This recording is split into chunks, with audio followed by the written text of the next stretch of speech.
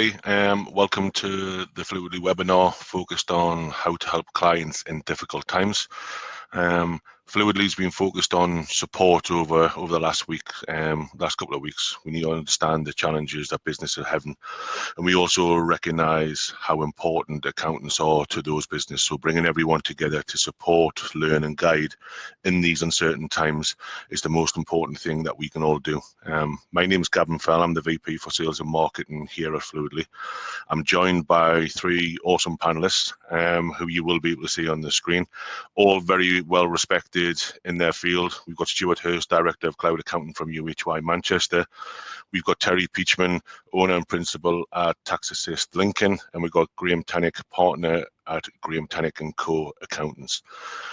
Order of the play today, in terms of the agenda, I'm going to pass over to the panelists in a second just so they can introduce themselves properly. We're going to have three main sections: cash and cash flow, funding, and also what I feel is the most important part, the human side of business. We have the ability to ask any questions. So if you look on your screen on the right hand side, you'll see the questions that you can put in the chat. Please put the questions in there. We will come to the end of the session and we will answer them questions. Any questions that we aren't able to answer in the time allotted, then we will get back to you and obviously answer them personally. Little things in terms of housekeeping, we've already touched on where you put the questions. I'm joined by my colleague Hannah Voss, who's the head of marketing for Fluidly. So if you're experiencing any issues, please pop that into the chat or drop Hannah an email, and she'll do her best to support you. If we do, for any reason, we're not planning on, but if we do for any reason have any technical issues, please remain in the webinar and we'll rejoin as quick as we possibly can. And the one thing that I'm going to ask is please keep all your questions professional and non-offensive. And if we're happy to proceed on them grounds, let's get into it. So I just want to first and foremost introduce and thank our panel for joining us today. I know it's busy times at the present moment, so if you could spend just maybe 60 seconds in terms of who you are, what firm you work for, and the role that you do within that firm. So Stuart, would you like to go first? Yeah, sure. So I say I'm Stuart Hurst from UHY Hacker Young. I'm Director of Cloud Accounting and oversee 24 offices across the UK.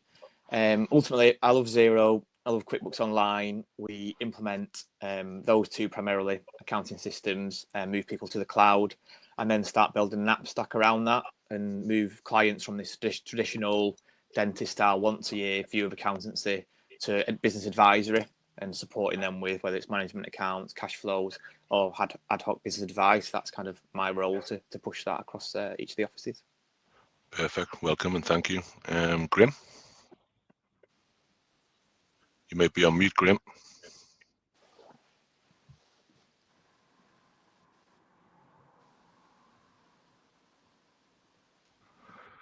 I still can't hear you, Graham. You may be having a...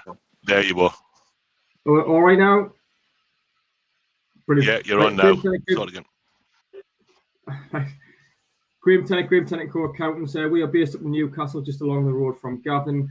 We try to blend the technology side of things with the human touch, and particularly now more than ever is where we really need that with clients. So we're trying to use all the traditional things which us accountants are renowned for, whilst blend that with the technology side of things to get people further on the road.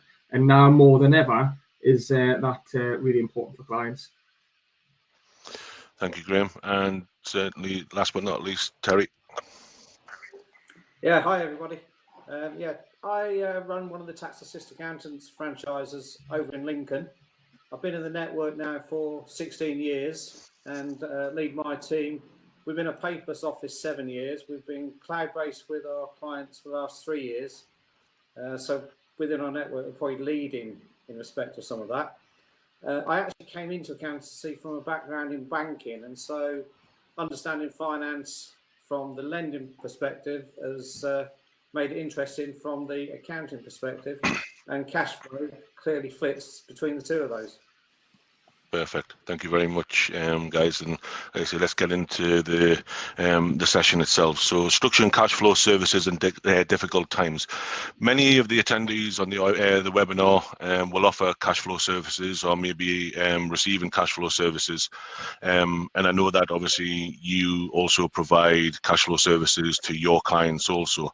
I wanted to talk about how accountants need to adjust their services in the current context. Clearly, it's not appropriate at the moment to continue business as usual, and I'm interested to hear about how our guests are structuring their services, because in my opinion, it's more important than ever for accountants to provide clients with that accurate look at the future, and also kind of be willing to dive into the contingency conversations in terms of what cost reductions we might have to make, and also how do I pay salaries and rent. So Stuart, UHY has a dedicated cloud team to deal specifically with cloud technology services for clients.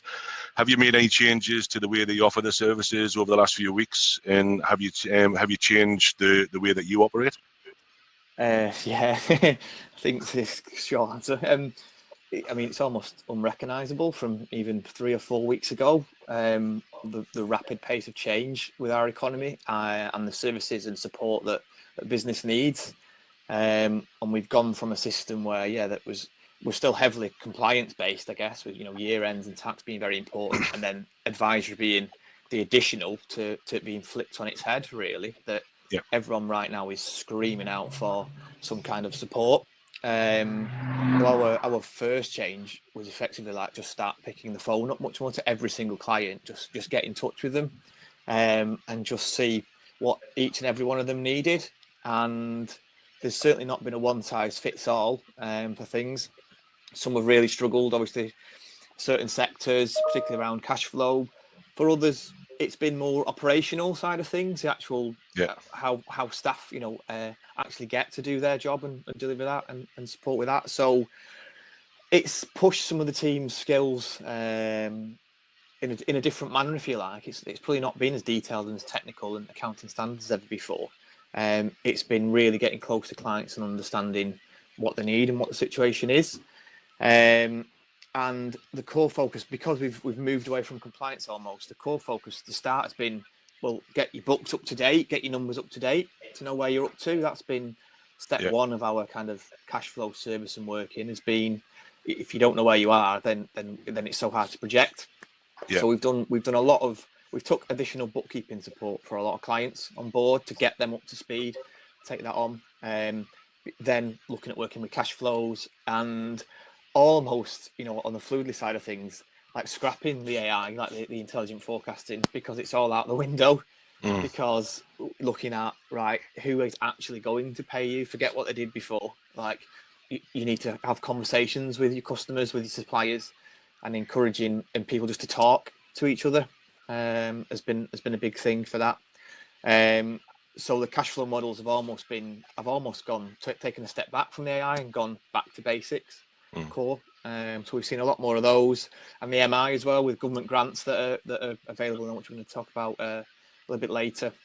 But the need for cash flows and management to support those, and then how we communicate in our office. We're all working remotely now, so our challenge is internally, which for a lot of people again are the same. That operationally we've had to move really, really quickly, and I think it's caught us and a lot of people by surprise. The pace of this change from where we were a few weeks ago. So, we've got 90 staff in Manchester, and how they communicate, particularly with partners that aren't the savviest on tech, on getting to Zoom meetings, etc. So even trying to build that level of education and support for our staff, for starters, the step one, so we can help clients. And then there are a lot of clients that don't really use tech and AI all that fantastically well. So our support role has been beyond the cash flow modelling almost, of actually really diving into their systems and helping operationally. And even those that aren't on cloud, trying to build cash flows and almost do zero conversions, like purely virtually, which is something we've not done before, to build those cash flows really, and almost have them run a desktop software, but we're plugging it in to cloud-based software to give people information. It makes it a bit easier. So Yeah, very, very tricky, and still very much on the fly. I haven't got like a golden answer, or I couldn't say we've got a system that runs right across every client, because we are reacting differently to each client. And I think that's the important thing. I think the most important thing that I'm taking from that is, first and foremost, it's picking up the phone and having that conversation, right, and kind of making contact. And then once you've made contact, you can then establish what the needs and requirements are and what needs to be done and how it needs to be done, and kind of then fit the solutions or the advice or the support according to each one of the clients. So I appreciate that. So thank you. And again, speak from our experience at Fluidly. We went remote, and we're using all the technology like your Slack and your Zooms and your Demios and your Google Hangouts. And it took a couple of days, but you soon get into the rhythm, and it becomes the norm. So thank you. Thanks for the response. Terry, how do you offer cash flow services in normal times at Tax Assist, and what changes are you making in order to support the new development client needs during this time? Yeah, I think actually you can go back historically.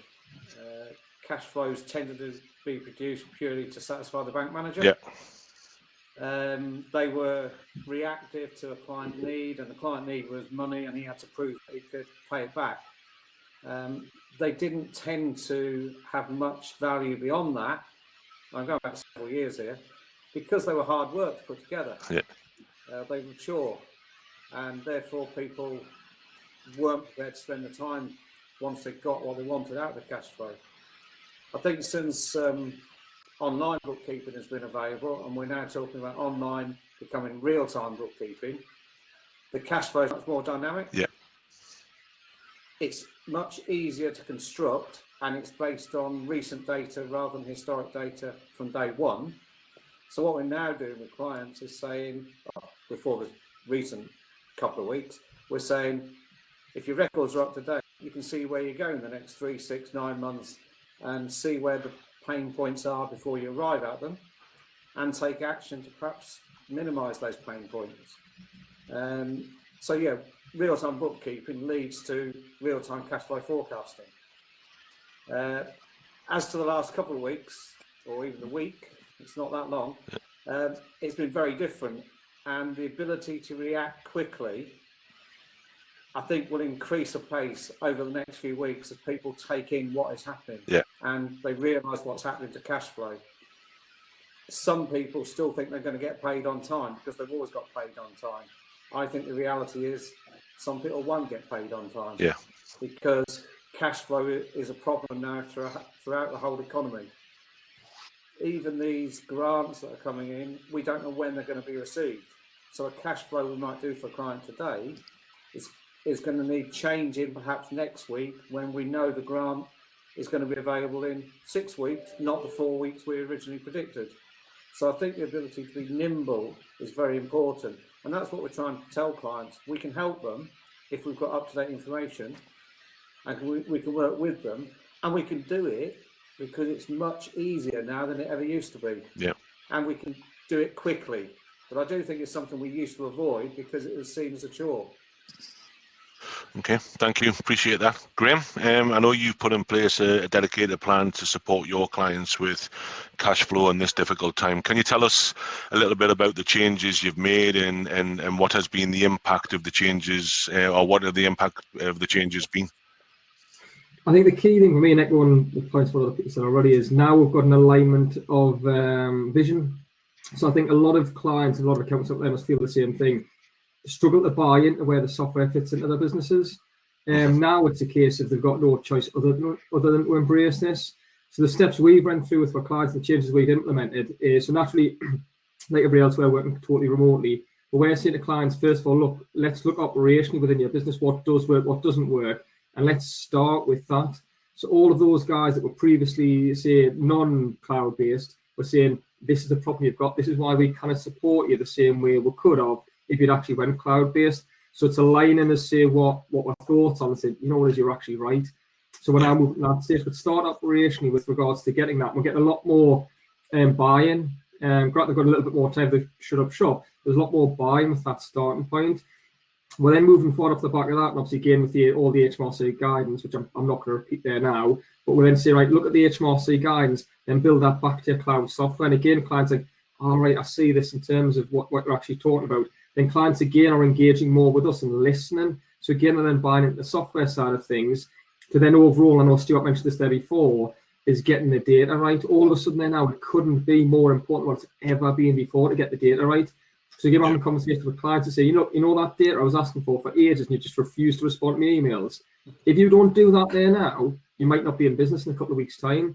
We've got guys where we're ready to go at the bank today to get access to finance. They won't get it today, but those guys that have come later on in the queue, it's going to be the toilet roll conundrum. There's going to be nothing left on the shelf for them to get access to. So if clients want to remain as naive as what they have been beforehand, to stay as they've been, manual, and still expect the support to be there at the same company at the other end, it simply isn't going to happen. So like you say, it's got that alignment there with regards to those sort of side of things. So clients are starting to listen. So we're getting the data ready, which is the next step. We're then saying, look, based on the government help outside of HMRC, how does that plug in? When's that going to plug in? What's the impact of that going to be before they go out and make rash decisions? Which again, clients are loving. We've had some fantastic feedback of clients and non-clients because we're doing regular live webinars, we're doing regular newsletters.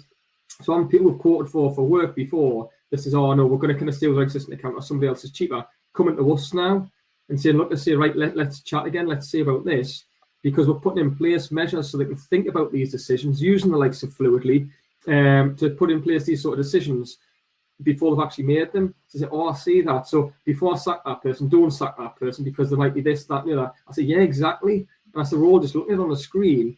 And then obviously the bank financing will plug that in there. So you've got the government bit factored in, you have the bank bit factored in there as well, and the costs of all of that, and you can just extrapolate that so much further.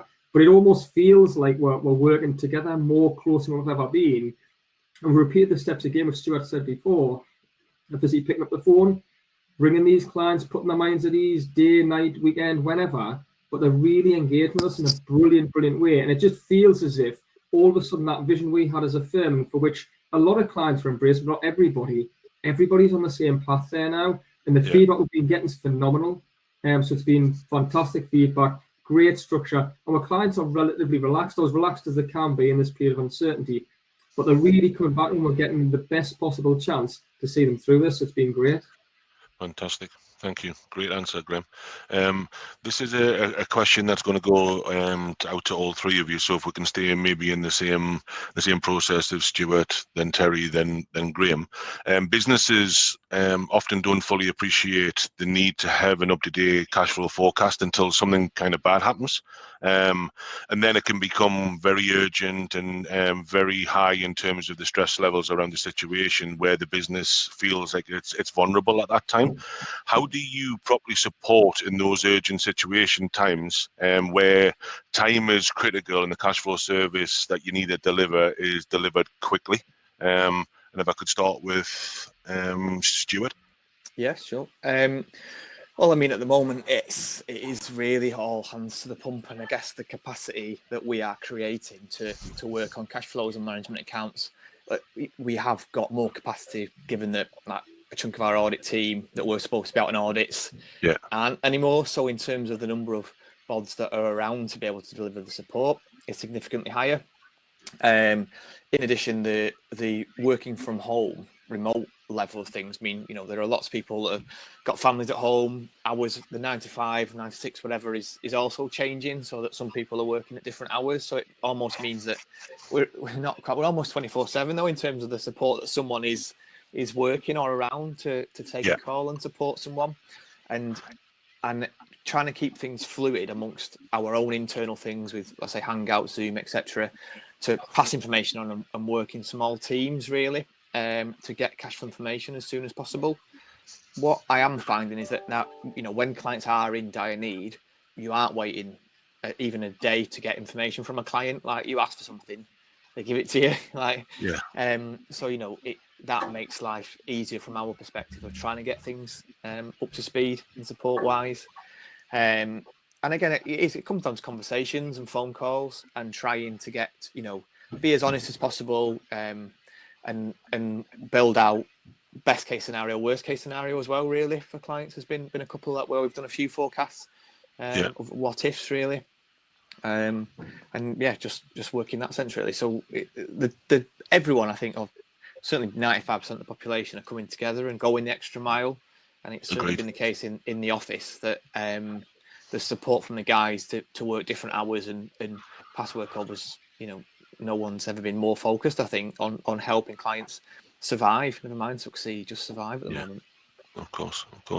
Thank you. Same question to yourself, Terry.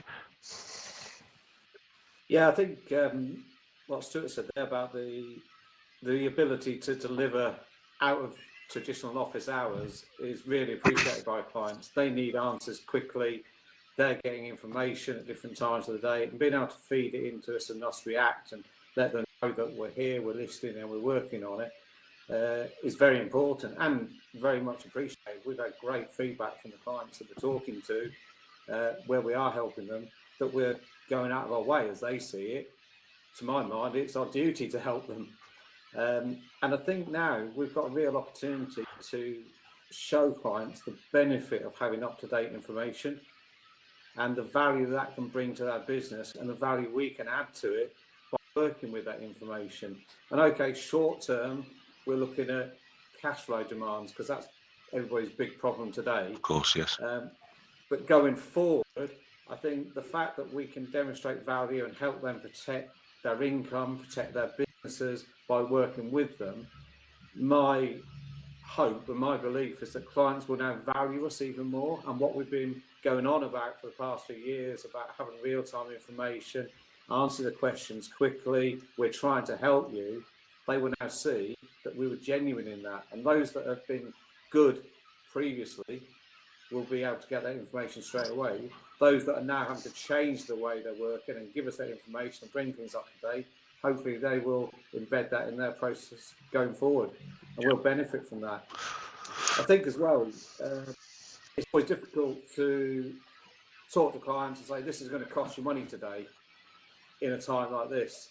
And no way am I doing this for nothing, but I'm quite prepared to work with clients and work to their cash flow. And I sort of feel that we can create value and we'll recover that in the longer term through enhanced fees across the board. Yeah. Okay. Thank you, Terry. Yeah. Graham?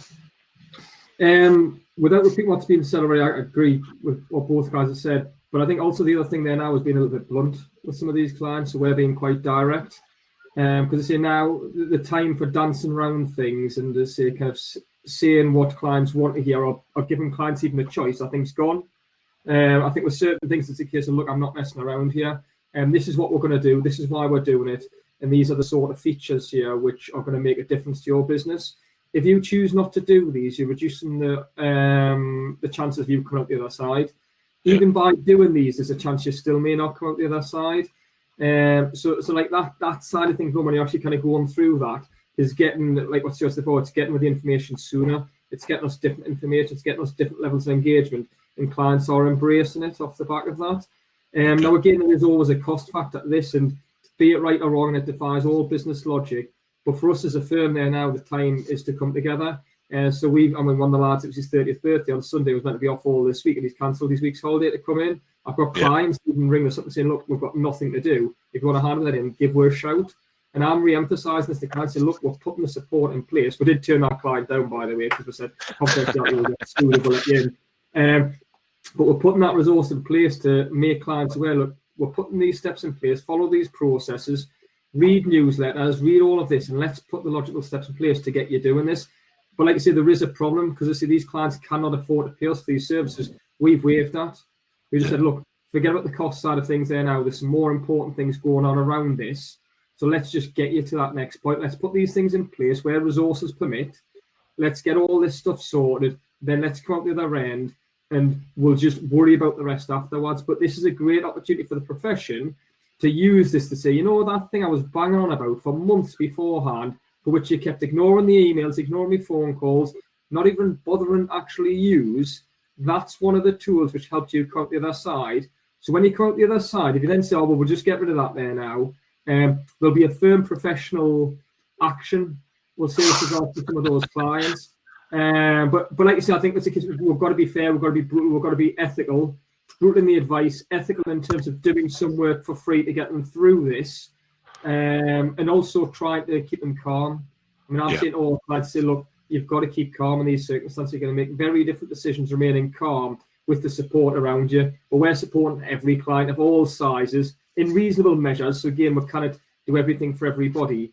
But now the time isn't the time where we're focused on charges, provided it doesn't threaten the future of our own business. And I think it's a fine line and a fine balance to strike for all of us accountants at the minute. But it's a great, great opportunity to grasp it, to not just for your clients, but again, promote it to other clients out there as well. So hopefully off the back end of this, those guys that embrace us and see their clients come through are going to have a deluge of people queuing out the door to join you afterwards. Perfect. Listen, thank you very much. Some great responses there. Going to move on to the next section around funding. Getting more money into businesses is going to be increasingly more important. I know the government have shared some measures and helped out small businesses, but some are criticising that they're kind of too specific, if you like, and not going far enough, as well as the pressures of alternative funding options to keep going and supplying the very difficult market. I want to get opinions on these measures. Many are saying that the government hasn't gone far enough, and that although things or anything is a help, the measures will fail to save some or many businesses. So I want to kind of open this question up to Graham first. What do you make of the government measures to help small businesses, and what would you advise clients who are considering taking up government-backed schemes? Well, in terms of government measures, I think let's be fair. This wasn't an easy problem to fix. Definitely. So I think let's just start with that. I don't want to defend them too heavily because, as I say, we don't let them get away with things. But this is a nigh impossible problem to fix. So they have taken measures. Are they perfect? No, they were never going to be perfect. There are so much will suffer, so much will benefit more than others. But I think we've got to be realistic about this without being overly critical because nobody's got all the answers out there. But focusing on the government-backed schemes and the loans, it's actually a perfect time, this webinar. So I've just had a chat with Barclays there this morning. I come off the back of a chat with a senior guy at NatWest and a conversation with a client reference Santander. The government-backed loans, I think, is a great initiative. But what I've stumbled across is the banks are being given the guidance with regards to how these loans are going to be provided. But they are then interpreting that how they wish with regards to how that's distributed. So I think it's a phenomenal gesture for the government to be offering these interest-free loans for 12 months based on today's guidance. I'll get that caveat in there because who knows what's going to happen over the coming days. But I say the 80% backed, interest-free, waiving the charges and everything around that, I think it's a brilliant initiative by the government. I think they should be commended for that. However, the actual delivery and implementation of that is open to question. So I've heard mixed things, and the other guys can maybe say their opinions on this as well. But I know, for example, I've been told via another client, Santander are pushing people down the normal lending route before they go down the government-backed route. And it's only if they fail on that, they go on the government-backed route, which for me, I think I understand putting resources where they're needed most, but I also think that potentially makes the better structured businesses suffer because they're going to have to finance things, whereas more struggling ones might do otherwise. Now, having a chat with NatWest seem to be doing slightly different with regards to that. But again, some of it's been things I've read and been told that was early stages. But as of 11:30 this morning, I was chatting with a senior person at Barclays, and Barclays are going totally the opposite direction. They are pushing people down the government-backed loan route first, and only if that fails, they're then going down the commercial route. So for the government-backed things and focusing specifically on that, I think it's a phenomenal initiative. And as long as banks find that balanced approach, hopefully it's an initiative which, alongside modelling that debt, so it's factored into future projections, because it is a debt which is going to have to be repaid, so it's not a grant. As long as that's modelled into future projections and spent wisely, I think could work very, very well. Perfect. Fantastic answer. Thank you. Terry, in your opinion, where should small businesses be starting when they are thinking about how to access cash and get it through kind of the cash to get them through the next few months? So your opinion, where do they need to start thinking and where do they need to start looking? Yeah, I think they start looking at themselves first. Yeah. And by that I mean they need to look up where they can free up cash. So that means looking at overheads that can be eliminated short term or reduced or renegotiated. Collecting in debtors, not letting them slip, might be easier to say than actually to do, but those people do owe you that money, and you might have to work with them to ensure you get it over perhaps a different payment profile than you expected. But be upfront with people, ask for it, know what you're owed, and get that money in. Look at what assets they've got at the moment that might be able to be used to generate cash. That could be refinancing a buy-to-let property to give you some cash in your pocket. You've got an asset there that you might be able to make work longer term for the benefit of your business. Say the lease back of plant machinery. Short term injection of cash, see you through the next few months and pay it back. But all these things have got to be paid back somewhere along the line if you start borrowing. As Graham said, the bank loans are a great source of finance if you can get them and if you fit their particular bank's lending criteria, but it has got to be paid back later. So before going jump into the loans, I would say look internally first at what you can do to generate any cash or reduce outgoings. Consider all the funding options. And this is where I think we as accountants are there. The loan route might not be the best route. There are other ways of financing businesses sometimes. And I think we as the accounting profession advising them can take a more holistic view of what options are out there for them. People taking the deferment, the VAT deferment or the delay in paying their personal self-assessment instalment in July, those are great and they'll buy you time. But one day, not too far in the distant future, you're going to have to find that money. So it's not a solution for cash that's lost forever. I think we need to help the clients as well work out the structure of the finance, the term, the source of security, the borrowing cost, and what their need really is. There's no point borrowing money if you haven't got a business left at the end of this. Agreed. Superb answer. Thank you very much, Terry. Stuart, have you had to make any changes to the funding services that UHY offers? And how will the government aid complement or contrast with the offerings that you have in your firm? I think cracking answers there by Graham and Terry, and covered a lot of some of the stuff. How we work, to be honest, in a very, very similar fashion. I think certainly what we're finding is things have changed so rapidly with funding options, both in the sense of what's been available to people and criteria. A lot of things have been pulled or shortened in terms of the window for applications we're seeing, even from some of the more flexible lenders, I would suggest. So from one aspect, our timing to get funding and our need to get management information together quickly to apply and then make a quick decision, that window of opportunity is reduced quite considerably, we've seen in the last couple of weeks. And then also talking with people in terms of, so UHY, our funding team is made up of people across our office, from corporate finance to audit to cloud, to offer advice around that. And where we're seeing is a lot of projects have been expansion-wise or new asset funding-wise has stopped altogether, quite understandably, really. It's not going to get put to use anytime soon. So the first step for our funding team was anything that was on the go almost or being prepared was to stop. Is this still required? Like, what we need to think about changing plans quite drastically, quite soon. So that was probably the first thing. I think certainly the government aid complements it. It's another string to our bow. It's another thing that we can add and talk about. And again, I think as Graham mentioned, I like the way of it being a certainly one of the first options to talk with and make use of. And I agree. I don't think that firms should be punished for being well run, to be perfectly honest, and have any less access to that. And again, similarly with our offers, we have talked, as Terry mentioned, on things about, okay, well, what about chasing debts? What about virtual credit control? Can we take, help with some of that potentially? encouraging people just to talk with the creditors. A lot of suppliers out there are offering better payment terms, those that can stand it themselves.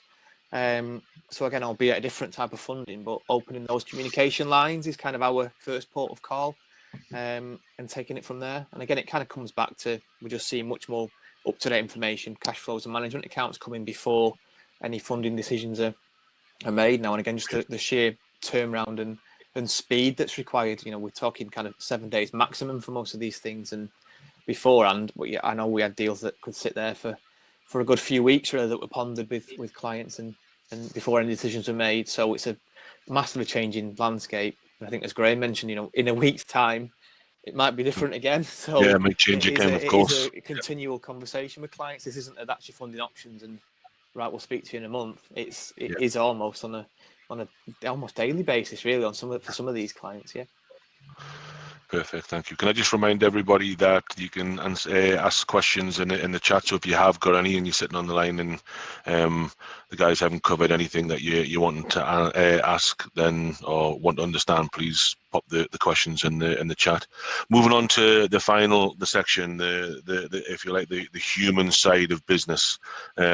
I don't think that's lost on anyone. The last few weeks has been incredibly difficult and emotional times in terms of kind of the levels of stress and the focus that people have had to put on their workers and also their businesses in terms of keeping the lights on and the doors open. So I'm conscious of the fact that you as accountants must be having or had lots of difficult conversations with your clients that are worried or fear about the uncertainty around everything at the moment. And what makes these conversations really tough is that uncertainty. I just want to spend a little bit of the time, or the last part of this webinar, discussing a bit about the human relationship that accountants have with their clients. I'm interested to hear from the panel on how they are caring for clients in these times. I know Graham's already touched on a little bit of what he's doing, but I'd like to get a little bit deeper into that. So Terry, from your perspective, Tax Assist, they're known as the local accountants for small businesses in certain geographical areas. Are there any extra steps that you're taking to support clients at the moment? Yeah, absolutely. I mean, there's clients and there's non-clients that need help, and we're trying to get the message out. We are open now. We might not be open in the traditional sense, in that you can't come in through the door. Yeah. But if you ring us or contact us, everybody can work remotely. We will get back in touch with. We're setting up Zoom meetings. We're basically making ourselves available to them as if we were open and they could walk in and ask us a question. Of course. And getting that message across, it's been quite evident from the conversations I've had with clients where we've managed to ring out to them first, that they've been really appreciative of the contact, the fact that we're thinking of them, that we might be able to answer some of their questions, or at least confirm to them that we don't know the answers, and that's why they don't know the answers, because the answers aren't yet known by anybody. We're also, in my particular case and across our network, we actually run businesses ourselves, and we would be classed as a small business in this, and we're facing the same issues they are. Yeah. Our client's going to be able to afford to pay us? Do I need to look at my costs? What happens now I've shut the doors to the public? Will I get my flow of new clients coming in? So we can empathise with them, and just talking to them is so valuable. So outwardly, it's great when we ring out for a client, but equally, I've had a call this morning from somebody who was surprised that I answered the phone. Right.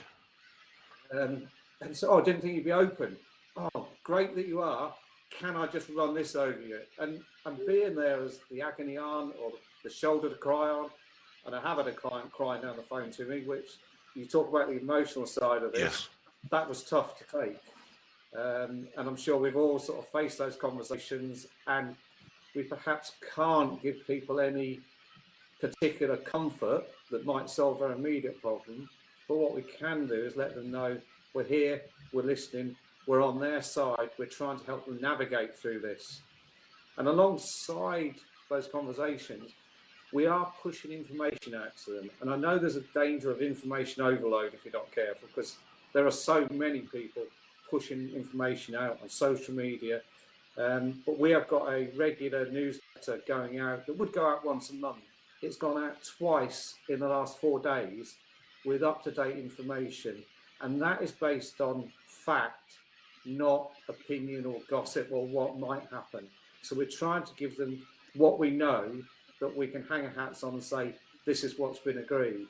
And it's linked to a dynamic landing page on a website. So behind the scenes, that dynamic page is being updated hourly with information. So if somebody clicks back into that newsletter later, they're getting the information as at 12 o'clock today, as we know it.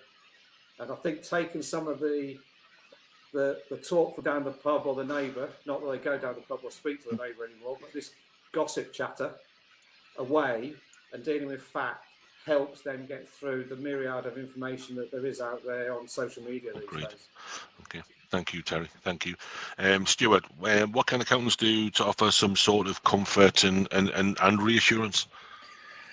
I think the first thing to know is it's obviously goes this problem, this pandemic. It's not just about businesses. It's it's much more personal than that. It's in some cases life or death for people. Not only you trying to keep the business afloat, you've got people that will be ill and in intensive care, and there's that sense of worry as well. And I know personally, I found that incredibly stressful to try and deal with that as well as do the day-to-day. It's really hard to focus on work right now for across the day with everything that's going on, and when people that matter are unwell, stress levels increase. So the first thing is just we're all human, and just again the phone calls, just talking, all the webinars, the Zoom meetings, to go beyond the business, that person's personal life, I think helps for starters. And I've even shared my situation with people, and that kind of empathy is the first thing. And looking at, right, it'll affect your business, but then what about things like your mortgage payments, your personal finances? How does that affect your family?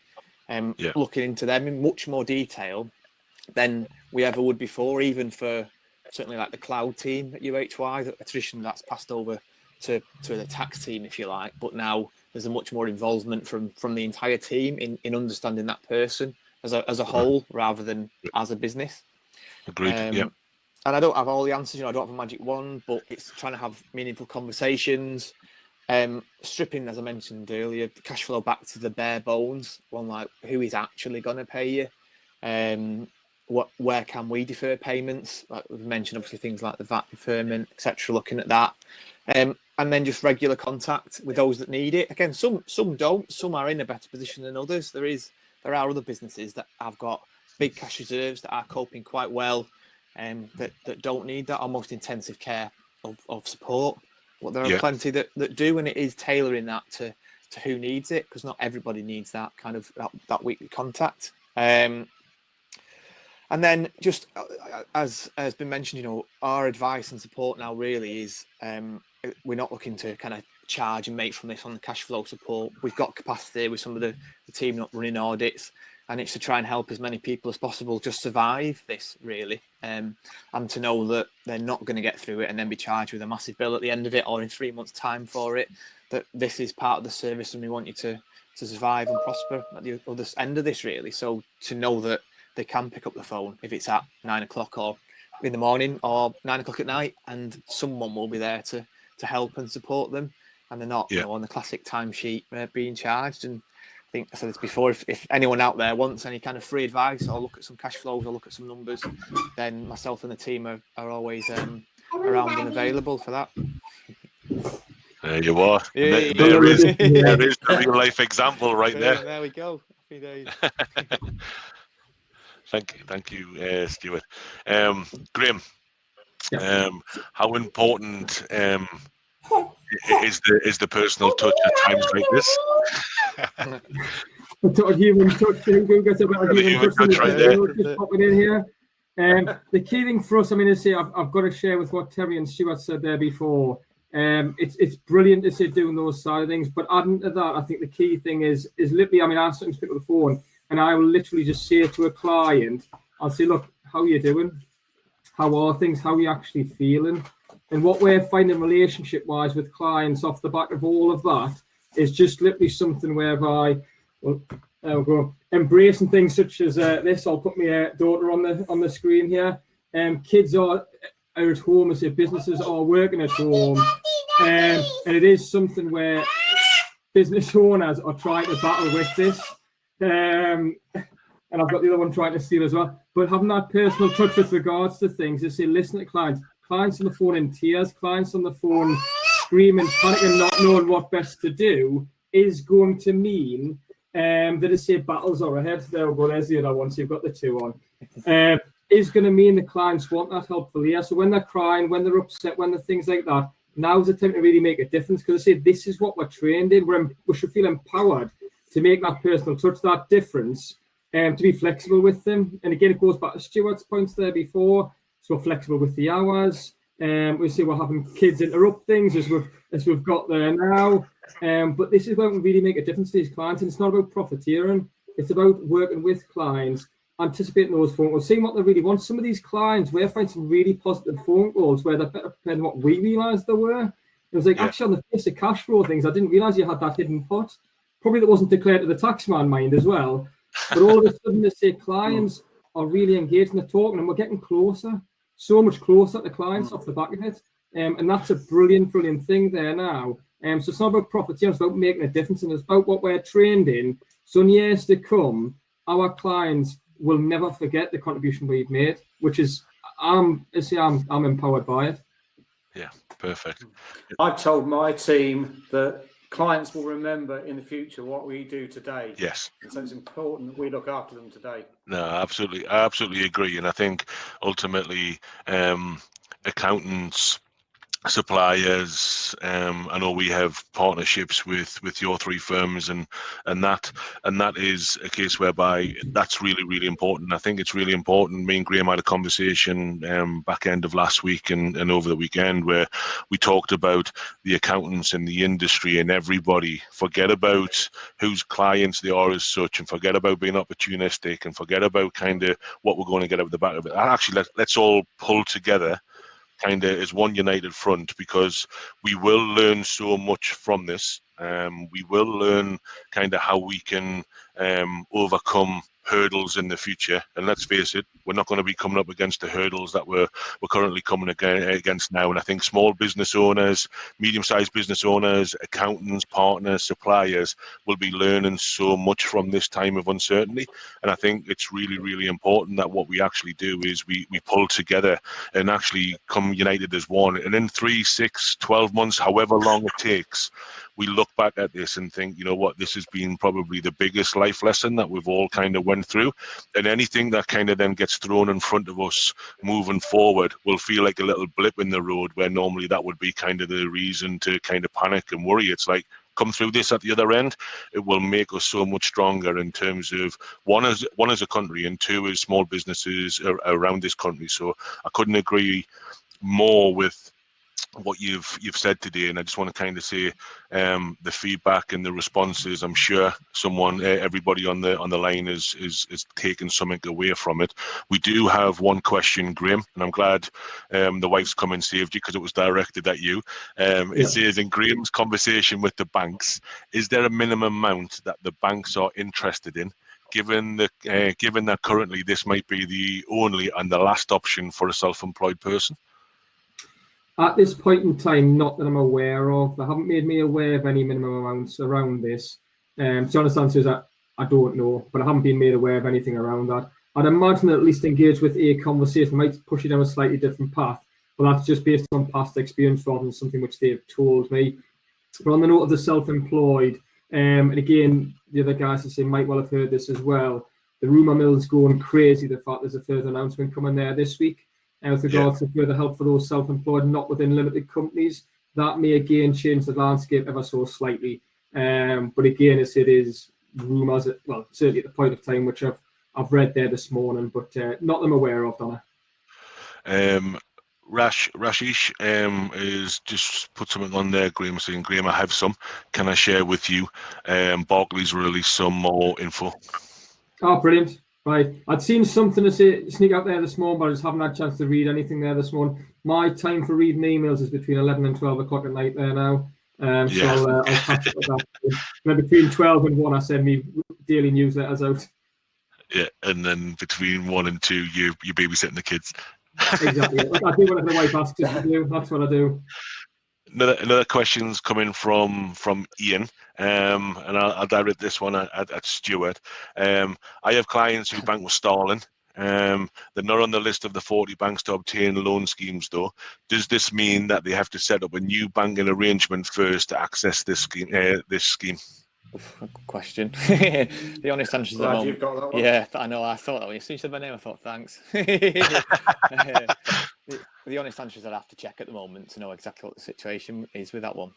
I'd be surprised if that had changed, given their standard at the moment and where they're at. But yeah, without doing further information, certainly something we can look and find out. Okay. Anybody else on the panel being able to answer? I'll give a little bit more on that. Yeah, I'm in a similar boat. I haven't seen anything with regards to Starling Bank. I don't know how they're set up or anything with regards to cope with something like this. I know from conversations with, like say, Barclays, your NatWest and Santander, they've massively had to restructure things because, say, for example, the teams in India have had to shut down entirely because they're not deemed to be an essential service across there. So the call centres have totally gone, and they're looking in the process of distributing laptops as quickly as they possibly can. So infrastructure-wise, I simply don't know where Starling are at with regards to that. I do know what the banks have said, and again, it's common sense. I'd expect them to say this. Naturally, they're going to focus first and foremost on their existing customers. So I know Ian's mentioned their reference. Does that mean some new banking arrangements first to access this scheme? You can do that, which will certainly probably speed things up if you move to a more mainstream bank, but you're still going to probably be a little bit further down the queue in order of priorities because the banks are flooded with regards to this, and they are really struggling as it is. Okay, thank you. There doesn't seem to be any more questions in the chat. So what I want to do is I just want to spend 2 minutes just saying thank you very much for attending the webinar today. I hope you have picked up some things that you can take away into your own firms or into your own businesses and adopt. Obviously, please drop a line to the guys on Twitter and LinkedIn. They've all got Twitter handles and they've all got LinkedIn accounts, and I'm sure if you want to ask them any further information or any further advice, I'm sure they'd be happy to support you with that. I just want to say again, thank you very much to Graham, Terry and Stuart for taking the time out to spend with us today. And like I said, is anybody on the line today, if they want to know a little bit more about us at Fluidly and what we're actually doing, please just drop us an email at info@fluidly.com. Watch out on LinkedIn and Twitter. Like I said, a lot of the things that we're focusing on is all about support and how we can help and how we can get the best possible advice out to accountants and SMEs, especially in these uncertain times. So please watch out for further webinars and further sessions that we're going to be pulling together. But in the meantime, just want to finish off by saying stay safe, look after your friends and family, and ultimately kind of we'll all come through this at the other end, hopefully in a better place. And like I said, please pick up the phone to your accountants and your bookkeepers and those who are your trusted advisors in the first instance, just to make sure that what you're thinking about doing is potentially the right thing. And I'm sure they'll give you some very, very sound advice and some support. So just want to say thank you very much for everybody attending, and look forward to seeing you again soon. Thank you. Yeah, thanks everybody. Thank you. Cheers. Thank you.